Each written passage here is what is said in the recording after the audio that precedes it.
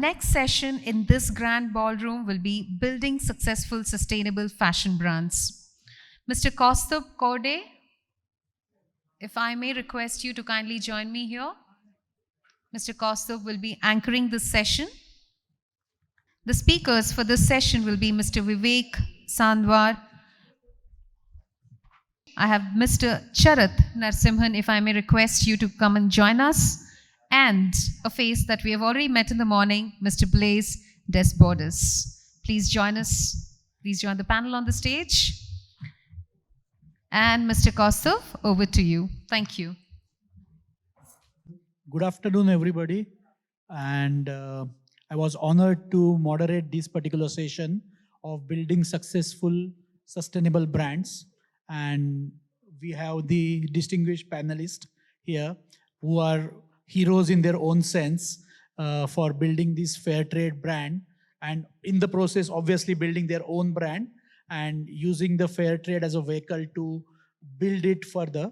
So I would request each one of you to talk a little bit about yourself, your company, and then from there we can start the discussion on how we can, with your individual experiences, how the things are getting better, and the challenges what you might have faced in building this, and what is the roadmap ahead. So those are the things which we will cover in this session. So yeah, you can start with Vivek. Hi, good afternoon, everyone. I'm Vivek. I represent this brand called Being Human Clothing. We are a conscious fashion label started approximately 12 years back. In India, it was started 12 years back. It started globally a year before that. This brand was started with a purpose of giving back to the society. And in last 12 years, the journey that the brand has undergone in transforming itself from a fashion label which was front-faced by a celebrity, a very large one, of course, to a brand which is truly clothing line with a heart. And that's primarily about what we do at the brand. Otherwise, about myself, I have sold clothes all my life for living. Worked in few international brands, been a part of the journey of homegrown brands which have been established, and currently with Being Human, trying to establish a very, very strong, formidable, conscious fashion label. Hi, good afternoon, everyone. I'm Charath Narsimhan, and I head an Indian fashion brand called Indian Terrain. We are a men's fashion brand. This is our 25th year since inception. Right from the first day, as a menswear brand, our philosophy has been to make clothing which makes you feel good, not just looks good. And that's been the underlying promise with which we've always built this brand out over the last couple of decades. Our journey with sustainability started about 7-8 years back, and our association with Fairtrade started about 6 years back, just around the time when COVID hit. And I'm really proud to say that we are India's first clothing brand which took on fashion, which took on Fairtrade, which partnered with them, and we made it something that we will own and we will build on. And what gives me the greatest pride is that today, 6 years down the line, we have sold more than 1 million garments of only Fairtrade products. From starting with one single supplier who could make only one single yarn count, over the last 6 years, we have managed to work with producer organizations, farmers, the Fairtrade organization itself to widen the product bouquet to a whole number of yarn counts, newer fabrics, expand the entire product range, and today offer a complete solution for the men's consumer, the conscious consumer, the consumer who cares about not just looking good, but also doing good by wearing good. So that's been our journey with Fairtrade over the last 6 years. And we have an interesting story about the challenges and the opportunities that I strongly believe present ourselves on building sustainable brands in India and abroad.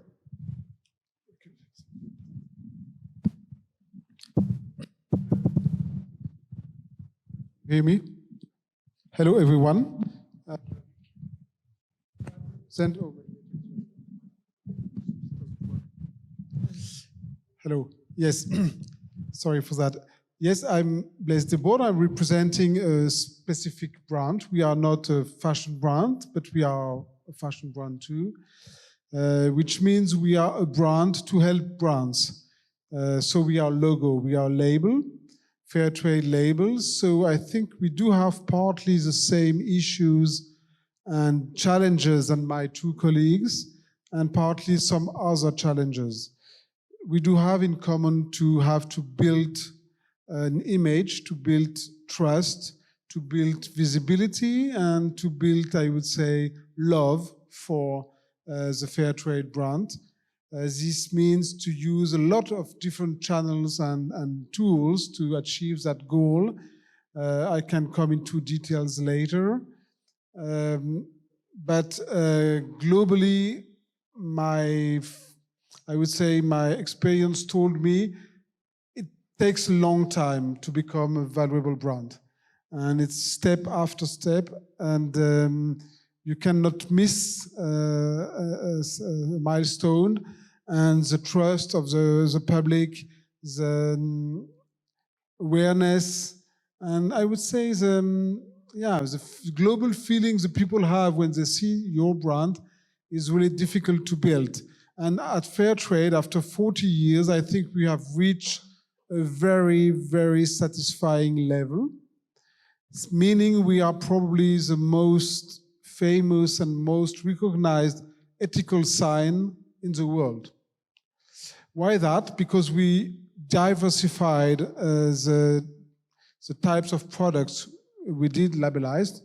We started with food, coffee in Mexico 40 years ago, and we extended the range of products, the range of, I would say, types, categories, product categories, etc., etc., etc.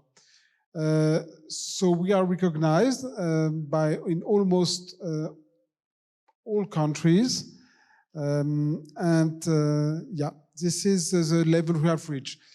Globally, if we ask studies and some, analysis of public opinion, what the people say, they say Fairtrade are good guys. They are doing well. They are doing good for the people. They are doing well for territories, against poverty, etc. When you come into details, we still have some work.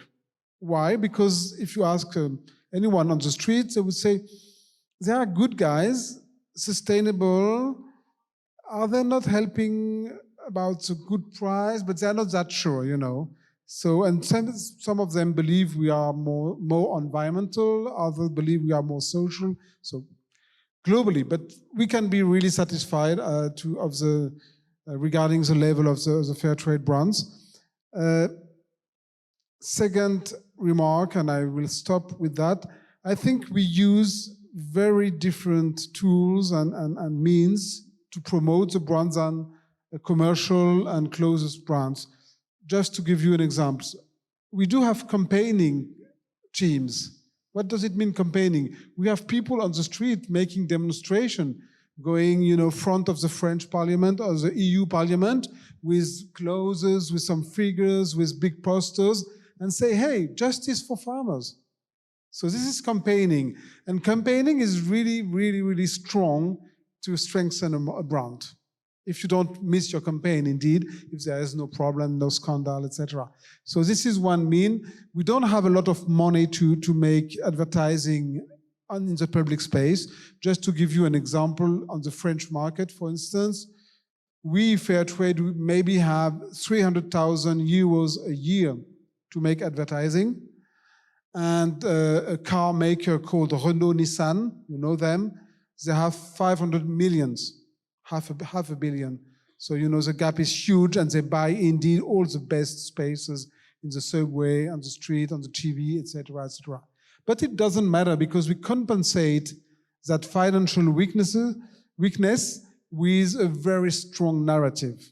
So, for instance, in France, we do have a huge media coverage, and the media, they like to interview us, to know about India, about Africa, about Latin America supply chains, about the progress of fair trade, etc., etc. But I come in more details if you like it. So thank you first of all for this lovely introduction of individually for your brands and yourself. So when we talk about Indian retail space or Indian fashion space, there are multiple brands, and especially if you see the last 8 to 10 years, we have a lot of new spaces which has been created, like e-commerce is one of them. Offline is expanding. India is one of the fastest growing economies, the large economies of the world. So lot of activities on the retail front are starting in a very robust way. Obviously, there are few brands which has taken the lead in the fair trade journey. So I would like to ask you, Vivek, maybe, means starting this journey of fair trade to today where you stand and how you look a future forward for your brand with the fair trade.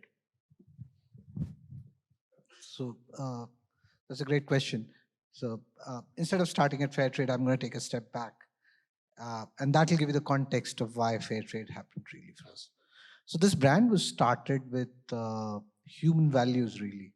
So typically when you start a fashion label, you set out your values to be things that are related to consumption, product, consumer, product segments, spaces, prices, so on and so forth. This brand was started with 6 human values of love, care, share, hope, help, and joy. So the core of the brand itself is something that gives meaning to the phrase in the brand name, which is being human, right? So, all of us are there. Being is really, being there, being around is truly inevitable, right? But being human is a choice which is based on these 6 values, right? So when this brand was started initially, there was a pivot of charity through the foundation, which was supporting healthcare and education. And at a point in time, we said, is that enough? And that was a question that led to multiple explorations for us. And I remember sometime early 2003 is when Pranjal and Abhishek reached out and spoke to us that why don't we do a fair trade product in this brand. The first internal reaction of the entire leadership was that if not us, then who, and if not now, then when, right? And that's how we approached it. अगर ये नहीं किया तो क्या किया, और आज नहीं किया तो कब करेंगे? So this is exactly how we kind of took fair trade. We have been trading fair trade products since October 2003. Next month, we'll complete 2 years of having traded fair trade products in this brand. And what a journey it has been. It has been a journey which is not just about satisfaction, not just about knowing that you are making product which is doing good, like Charath spoke about, because fashion will make you look good. A very few fashion brands will make you feel good while doing good, not just by looking good. So while looking good is very important, we deal with youth. If I'm not fashionable, they're going to discount me. But also feeling good about the fashion that you're selling was very, very important to us. In last 2 years, we've been able to expand the portfolio from 2 categories that we started with, which was crew neck t-shirts and shirts, to a full wardrobe. I mean, we take a lot of pride in the fact that we have shirts, polos, crew necks, denims and chinos, and a lot of credit to Charath for having done the initial work, and I can't thank him enough for this, because somebody had to take the lead in building the supply chain which was ready and available, right? And about 2 years back we had this conversation. We spoke about this again, that it is about time that larger brands with larger market share kind of take this up. Brands homegrown like Indian Terrain, like Being Human, who have a soul and an ethos which is about doing something which connects with the consumer beyond the product and the price and the look. is great. But at a point in time, the larger brands with larger revenues, 5 times my size, the day they get into it, that's when the true impact for the farmer, the true cause behind fair trade will start taking scale. And unless it builds scale, it will be great, but it won't be something that will make a big delta of a difference, right? So, as far as we are concerned, we are very, very clear that fair trade is not important to us. Fair trade, as a part of being human, is the way to be. Now that we have been able to sort of hit it to a place where we have a full wardrobe of fair trade, which is multiple categories, we know for sure that any point in time, anyone who walks into a Being Human clothing store will always see an assortment of fair trade products. And these products are not just to be bought because they are fair trade certified. Consumers like it, and hence they buy it. And we are speaking about this, and multiple times, multiple conversations around fashion has always been pivoted around the fact that if you don't like it at sight, you're not going to touch it, and if you don't like the feel, you're not going to try it. So while we talk about this conscious fashion, being conscious actually being an internal strategic pivot for us as a brand, we are very, very clear that this being conscious has to look really great. It has to look absolutely, absolutely relevant to the current youth. It is not just the millennials, it is the Gen Z, which is the so-called woke generation that everyone speaks about. But they're the guys who are gonna carry the consumption forward. They are the people who are a lot more sensitive.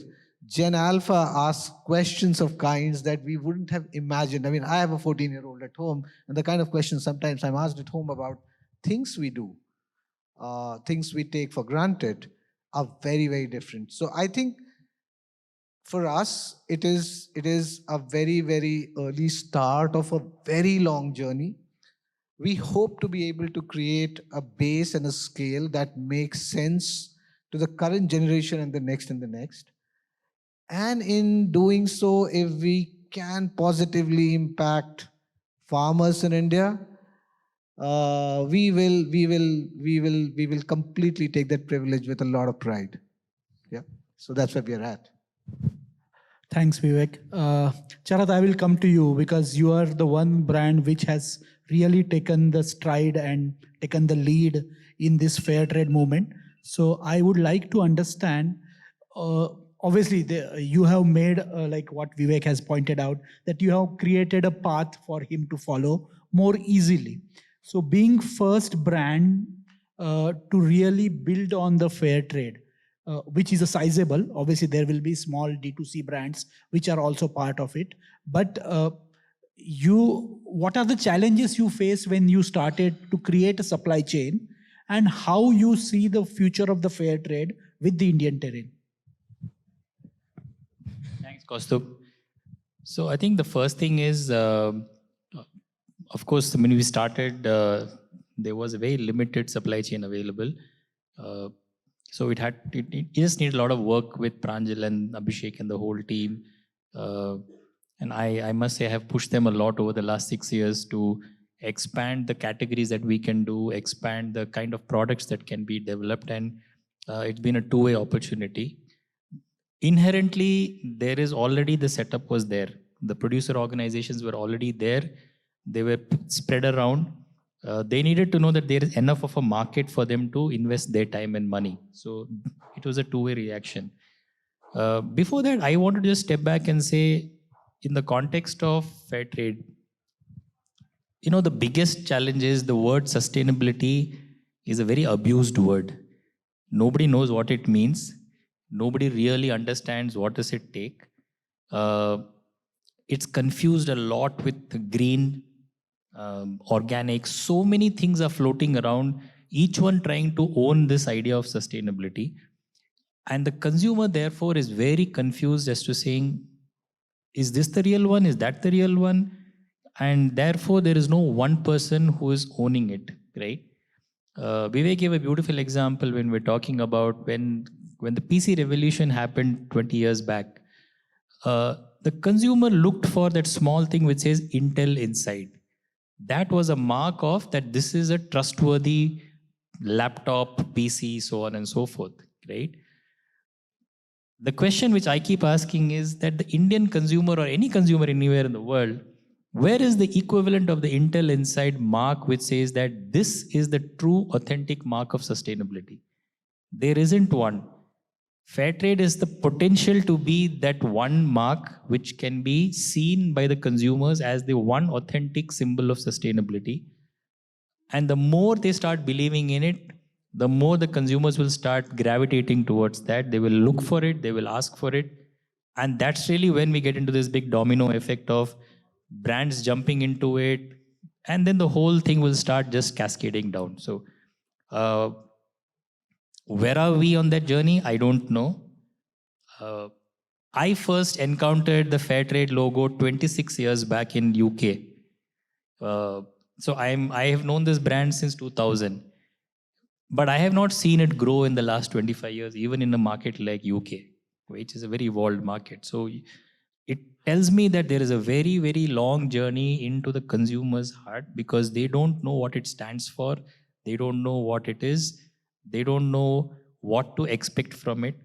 And therefore, these are the challenges. If you really ask me, the fundamental challenge is that the consumer today wants to do it, but he or she does not even know which is the real mark which says. People use organic, people use all kinds of words to use it and say, pass it off or, greenwash their way into saying that we are sustainable and we are green. But I actually genuinely look at it, the word fair and trade, right? It's an interesting word. Putting the word trade means you're doing business which can keep doing around and around. Being fair is just a part of the outcome of doing it in a fair manner. Fundamentally, for any business to be in the long run, when you word sustain, the word sustain means something that can keep happening on its own day in and day out, and something which can keep happening day in and day out in a manner by which every stakeholder in the chain has something in it for him which can allow him to come back the next morning. That is fundamentally the word sustainable in an English word. There is an opportunity if you do this for all brands where the farmers are getting their due today, brands are getting it. Are we doing sustainability because there is a big business case to be done? The answer is today, no, not yet. We are doing it because me and my team have a belief system that we make only cotton. We all know and we have always known that cotton is the most polluting crop amongst all of crops. So if we can make a way to reduce that impact by moving more and more of what we make into a product which is less polluting, more sustainable, we would move in that direction. Will we compromise quality of look for that? Compromise on the fashion quotient for that? Absolutely not. That comes at the heart of it. Will we compromise on pricing for that? The answer is no. Nobody is going to pay a significant premium for that. People will pay it. So people will come in. If they like the look of it, then the conversation starts. No one's going to pay a premium just because it says it is green or it is XYZ. So that is something we have kept at the heart of what we do, to say make it accessible from a design point of view, make it accessible from a price point of view. And by the way, we are doing it because we believe that we should reduce the impact of our efforts on this. Someday we might have 100% of our product range in fair trade. It's not going to make a difference that suddenly consumers are going to buy us because we are very sustainable or ethical. They're still going to come and buy us only because if we make good-looking products, good-looking t-shirts, good-looking shirts. But I am certain that by that time we get there, there will be enough consumers who will start noticing this. Our journey can be faster if that logo becomes seen and asked for by the consumer as the certification of authenticity. In this, I think the Gen Z has a huge opportunity because they are the generation which is actually growing up in the most polluted environment. Okay, I'm 50. I'm a part of the generation that has only consumed and been on the climbing ladder. So I know that I have polluted enough. But my children who are Gen Z are seriously asking questions about, what the hell are you guys doing and what are you leaving behind us? And I think this generation, the Gen Z generation, as they go in and as they become adults, they will demand a lot more of products which are ethical, demand a lot more of brands which are true, authentic, and genuine. They are tech savvy. So one cannot greenwash our way into writing any kind of nonsense. They will catch you at the drop of a hat. So it will force brands to become honest, genuine, authentic, if they have to make a big impact. But there is a huge opportunity to create brands for this emerging generation on products which are fair trade. Today, I would say, thanks to the supply chain work, if I can take one credit in my 5 years or 10 years, I'll be very happy that at least a supply chain got created for these brands. That today, they can be brands which can be created, digital brands, mainline brands, which can actually offer a complete solution, men, women, children. And the more brands that come in, the more this will become a larger revolution. And the more it becomes a larger revolution, there will be many more producer organizations that will come into being. And that's how the flywheel starts happening, right? So I would think we are a few years away, but we are well on the way to this flywheel starting to happen, because India as a country, the young consumers are super focused on ethical, sustainable brands across categories. And so while they love their fashion, they're also equally focused on the story behind that fashion. So it's a massive opportunity for anybody wanting to set out building a brand today. Still, there's a big opportunity.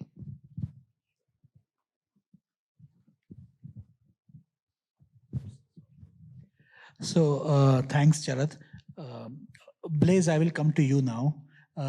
Since France is the third largest market for the fair trade, including the food and the textiles and all, so it is much ahead of the India as a fair trade journey. So what are some of the good examples which you have seen when you were building this fair trade in France in particular?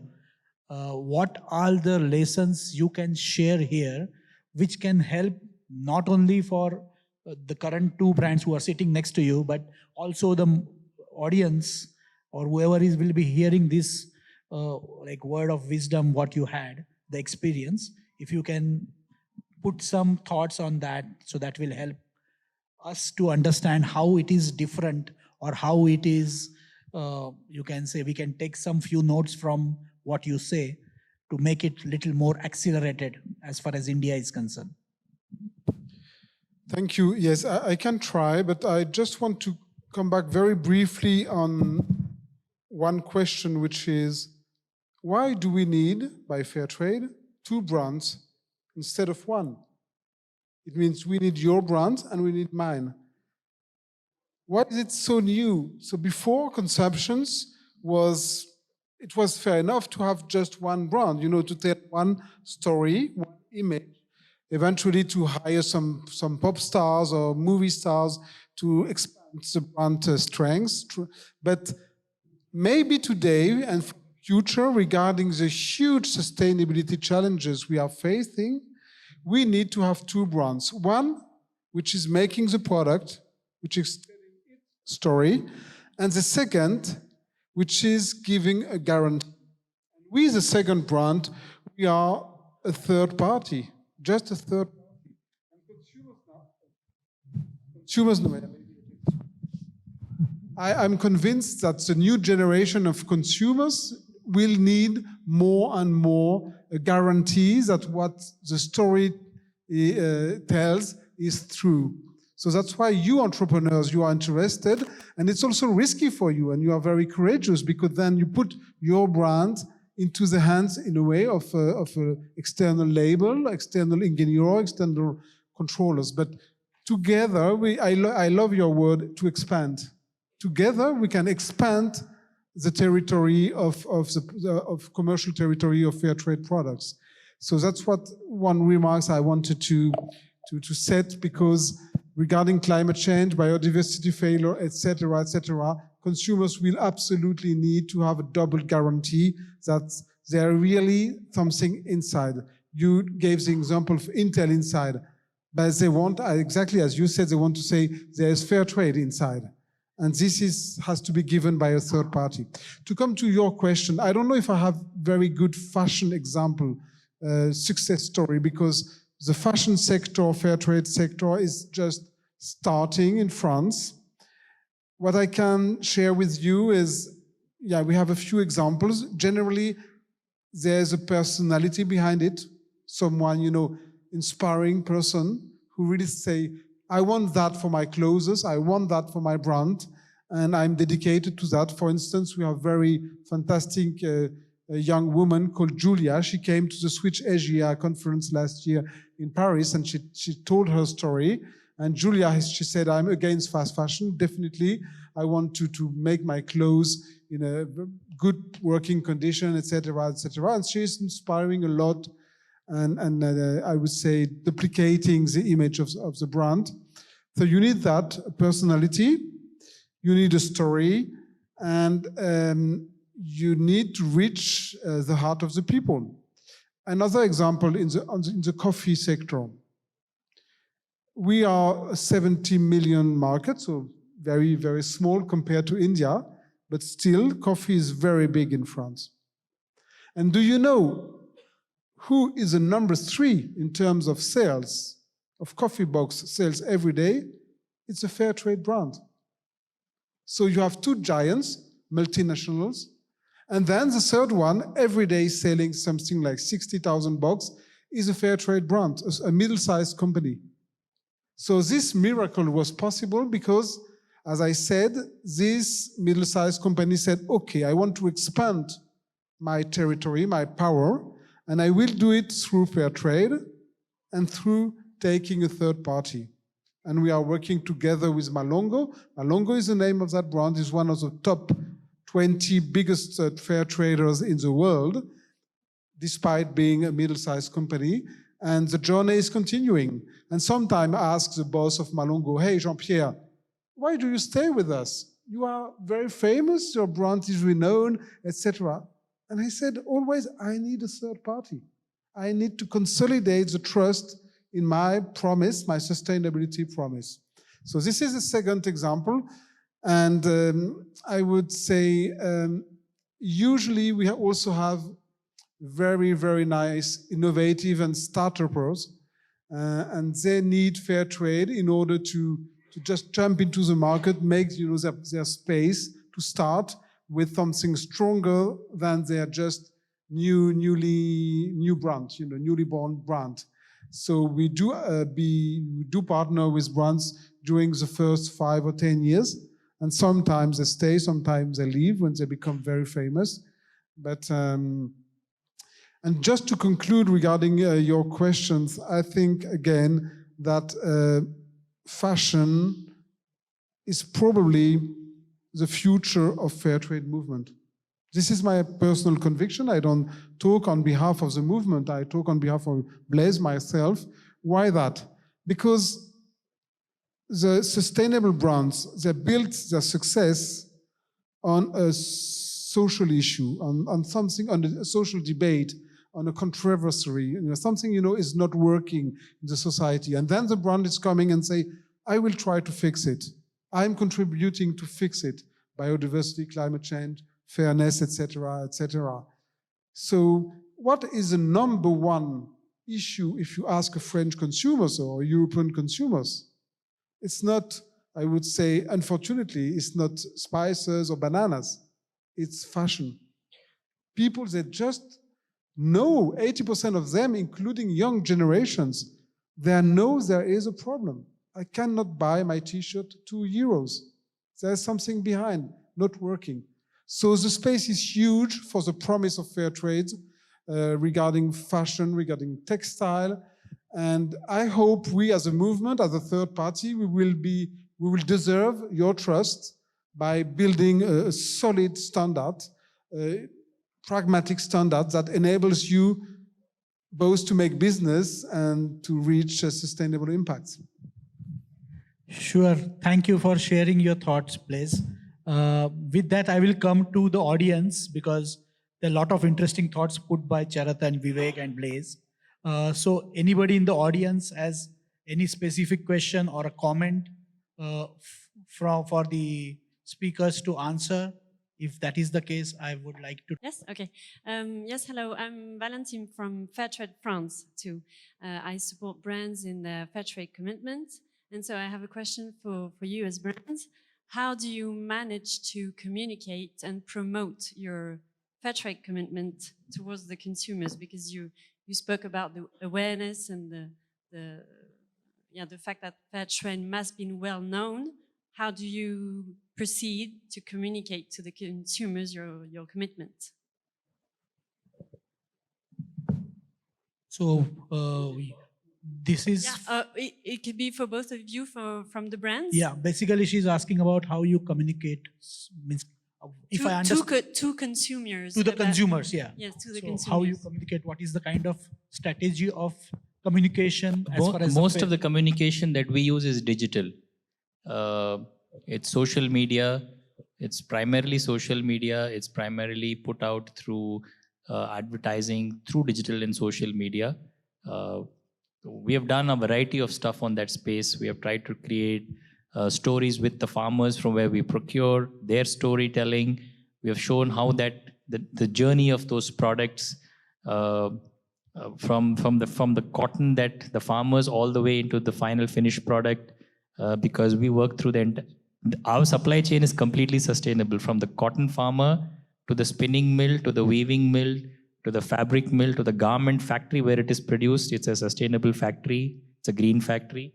To ourselves, the only thing that is not sustainable in this entire journey is that my stores are still using lighting, which is non-sustainable, right? So if you look at that, that's our journey. So we use mostly digital and social media communication to get the message across. In the initial days, we worked with some, I would say, influencers who have also got a belief system in this and use them to take the message across. So this is primarily the two mixes that we have used. Vivek has the biggest influencer in this country. Yeah. Yeah, so the brand that I work for your information, is owned by somebody who has a very, very large following in our country. So that's been a given advantage to us to communicate the story of Fairtrade. We have, while we have done our digital, what we have tried to do is take the story of the farmer to the store and sort of built-in touch points in the store where the consumer could actually see videos of farmer and sort of made it as real as possible.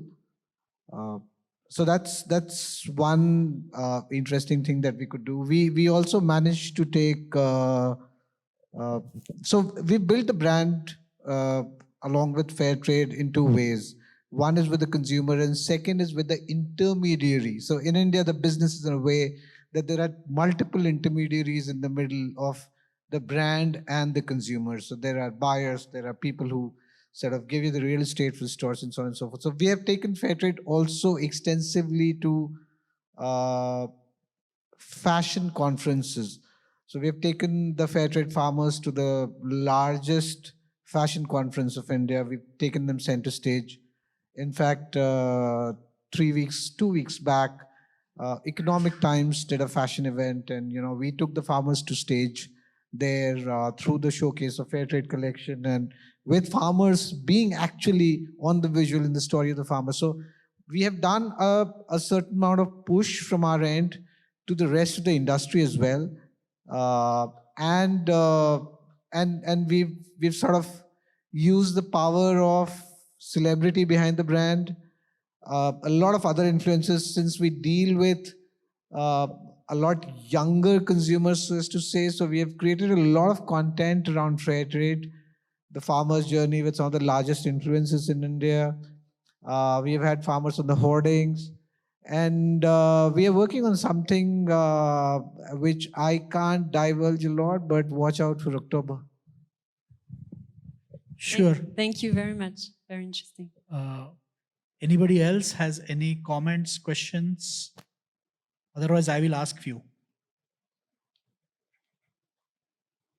So in that case, I will just, because we have 5 minutes more, so I will just take this liberty to ask some, maybe some of the things which you wanted to share with the audience in terms of, obviously there are challenges, there are some of the good thing, but like you said, sustainability is the most abused word.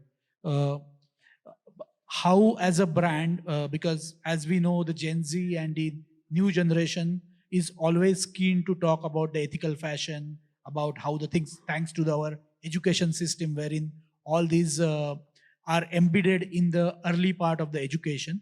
So how you guys consider that audience, how the strategy is little different to, you can say, more informed audience versus the my generation, where sustainability was okay, if it is coming at a zero cost, it is good. That was the thought in my generation. So how you see a Gen Z versus the previous generation, how the fair trade is going to be, you can say the message of fair trade will be delivered differently to these two different audiences. Means I know this is a little strategy question. No, but I think so. I think it's well. So here's the honest answer from my side. Uh, I don't think sustainability matters to the millennial crowd in India. When I say millennial, the ones who are above 35, 40. And the simple reason is because they have spent their entire adult life climbing up, trying to achieve and make something good for their children, which their parents did not have. So the journey of sustainability and what it does was very low in their priority list today. But the next generation, which is coming in today, for them this matters a lot. Every day they see it around themselves because they are facing the impact of the actions. So the big shift in ethical fashion is not going to be led by anybody who's on the other side of 30. That is never going to happen. Unfortunately, most fashion brands globally are run by people on the wrong side of 30. Okay? And that's why you will not see too much of change.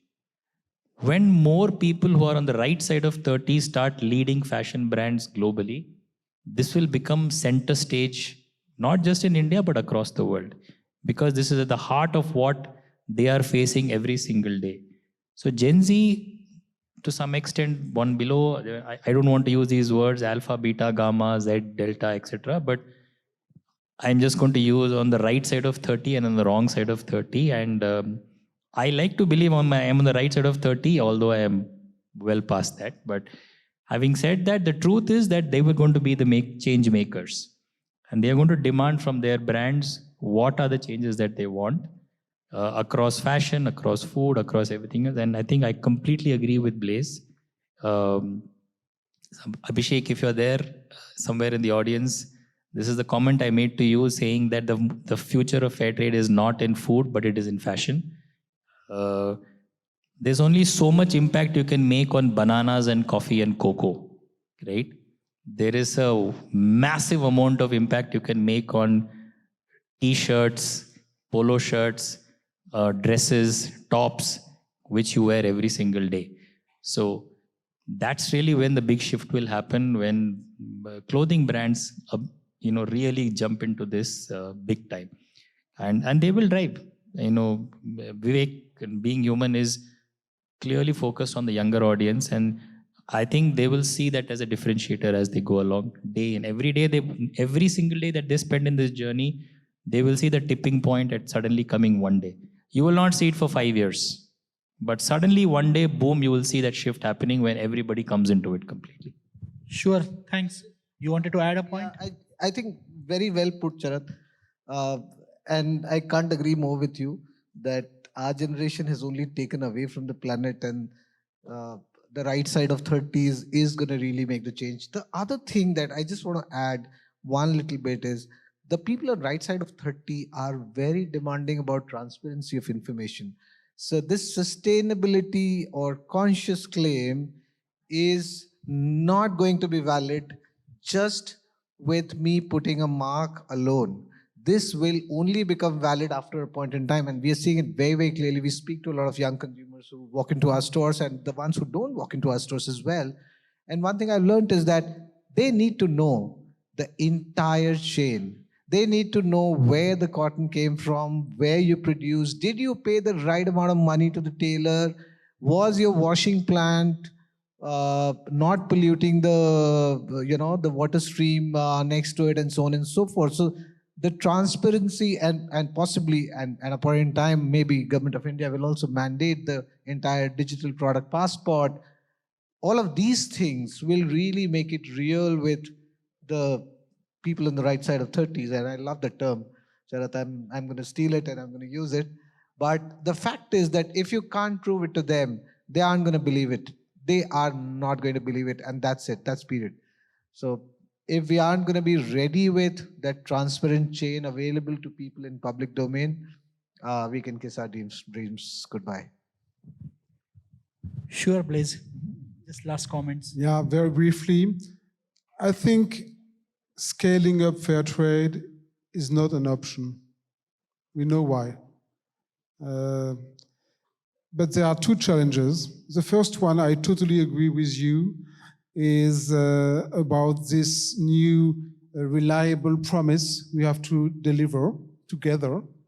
And this is big part on fair trade shoulders. This is our duties to be the third parties that guarantees really sustainable impacts. But the second challenge is maybe on your shoulders, guys, maybe. It's, I call it, to resist to the temptation of the niche. Just explain it. Temptation of the niche is when you are coming into fair trade, you understand that if you stay a small niche, you can make big margins. Big margins. Because there are always 5% of the people who are okay to pay a lot more to feel good regarding their consciousness and regarding, sustainability. But this time is behind us. It's finished. It was the starting of fair trade. Now our duty is to scale up. So the second challenge, I would call it to deliver fair and affordable products. And this is very difficult for you entrepreneurs, because then it means you have to look into every step of the manufacture, fabrication, supply chain, and to try to save money on every step in order to, at the end of the day, to propose to consumers a fair and affordable. And if we don't succeed in doing that, we will miss the rendezvous with the young people, because they know how the world is bad and what should be done, but they don't have the money to pay for it.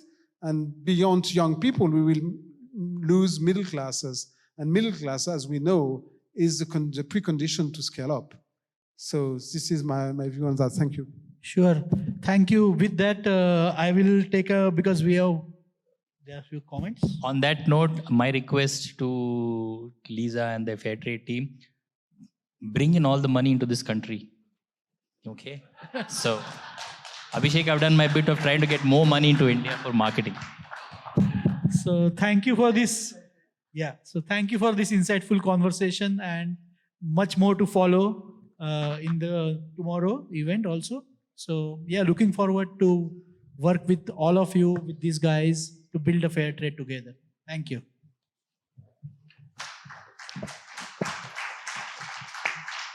Just following the trend, we will have our token of appreciation now. May I just call upon the ladies, Lisa, Claudia, can I please request you come up on the dais here to do the honors for the giveaways. We can certainly hear for these gorgeous ladies, ladies and gentlemen.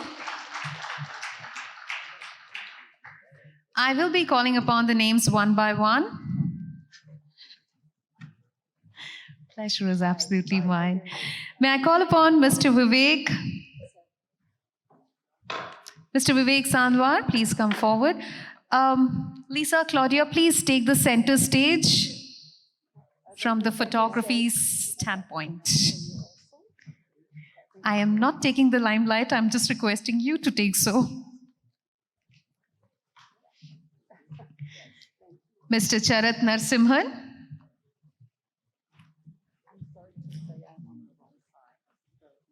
The distinguished speakers graced by the beautiful ladies.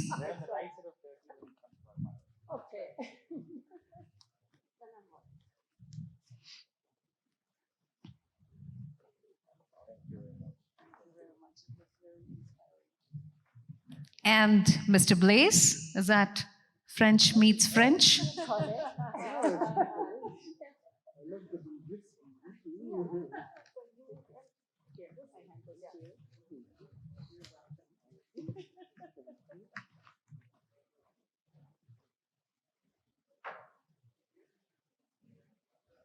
Time for group photograph, please. Everybody, please come forward. My goodness, I forgot about the anchor. I think the tea has invited me. Mr. Kaustubh, you took away my 5 minutes. I just took away this. No, that was not on purpose. My sincerest apologies. Very engagingly inviting questions and taking away my grace 5 minutes. But that was a fantastic session. And yes, please be standing for the group photograph.